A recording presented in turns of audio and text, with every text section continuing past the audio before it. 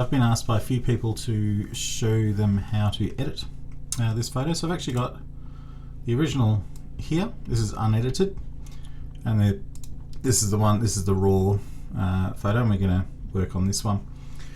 So this is Affinity Pro. You can do this also in Photoshop or Lightroom.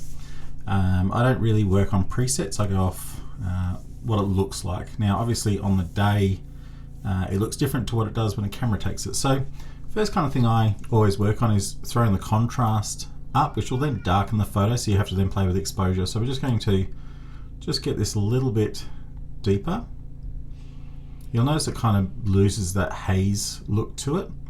So we're going to go up a little bit more here, a bit too much here.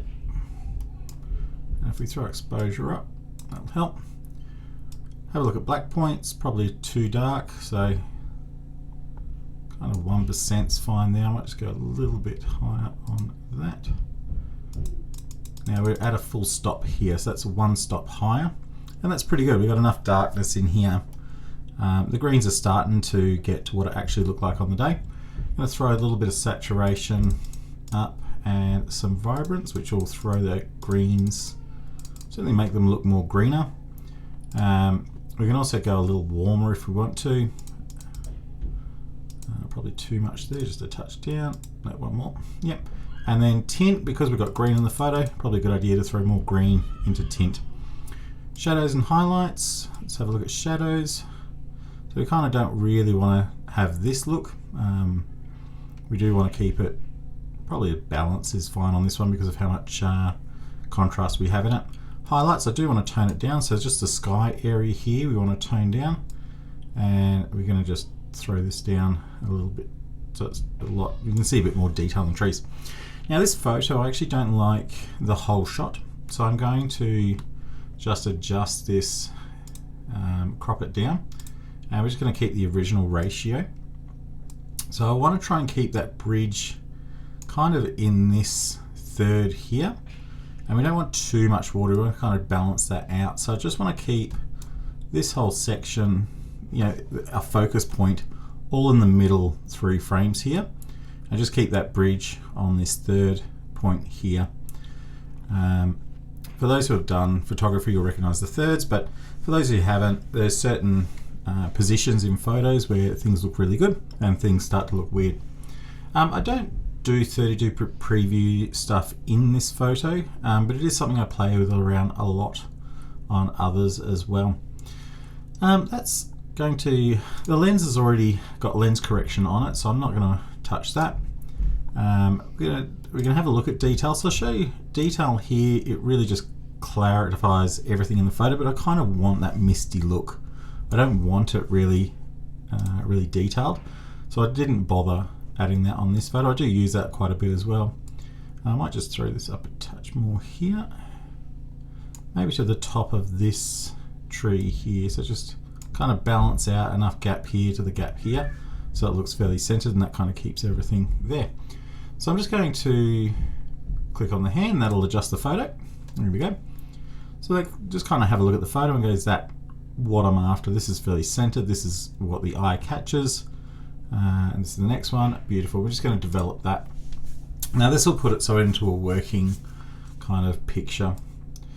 So from here, in Affinity Pro, you've got some adjustments you can make which will create layers. If you've not dealt with layers before, there's plenty of videos on it. So at the moment this is just the core background pixel layer. So in adjustments here, I can adjust other things as well. So the first thing I'm going to go for again is brightness and contrast. So this adds a layer now on that. So I'm just going to go contrast again on this, and just have a look at brightness. We can throw brightness up a touch. The whole point of this photo is to create a bit of a mystical look, so it's quite a dark look. Another adjustment, again, we're just going to check on vibrance.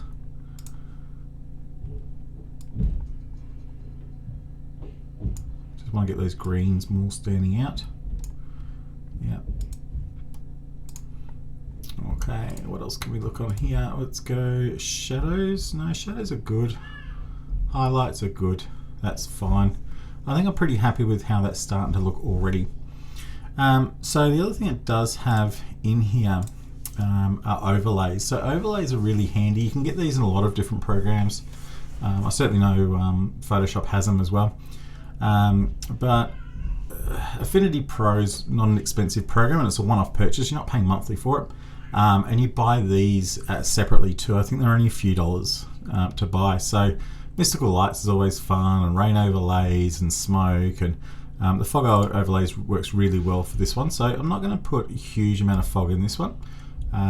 So they just allow you to kind of play around with them, and I don't want fog anywhere near the middle of the photo, and I kind of want it to kind of be around the trees, and I don't really want it that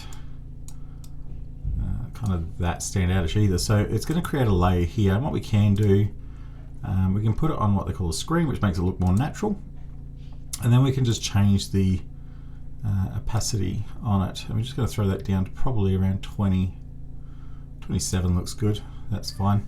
And then what we can do is copy and paste that. So Control C, Control V will copy and paste that, and we can just move that up over here so it all looks the same. We've got that more balance to it, and we kind of want some over the water here too. So back into assets, let's have a look. What's this one look like? It's probably a bit too dark, although it's probably not bad. I just don't want it to take away from the photo. So what else do we have? So that, no, I don't want to kind of colour it out, so that's the next one. Yeah, that works a little bit better. Okay, so I'm just going to throw this down the bottom here, get it to the edges. Kind of happy with that position. Again, I don't want it to overtake, so we're going to go back to layer, going to put it on screen, and we're going to adjust this right down, probably even less than the others, just to give it a bit more look. Okay, and how are we looking there? I think that's pretty good at the moment. I'd probably even maybe crop this a little bit more. Just this is distracting me. I just kind of want this as the edge on here, so we're going to throw this. Oh, hang on, I need to make sure that's on the same ratio. Here we go. Problem when you adjust ratios is when you go to print them, they don't always work. Oh, redo that. Original ratio. Now I don't want this too high, so I'm going to adjust this side as well, and then move this over. So it's probably about right there. Kind of get rid of this section here, so the photo will start on the edge here, and have that in there. Now you notice we're also cropping out some of the fog, which is fine. Kind of up a little bit more maybe. Yeah, I'm happy with that. So we just apply on that up here. Apply on that. And that's good. We can add some more, I guess, blurriness to it or anything like that, but I'm kind of happy with that now.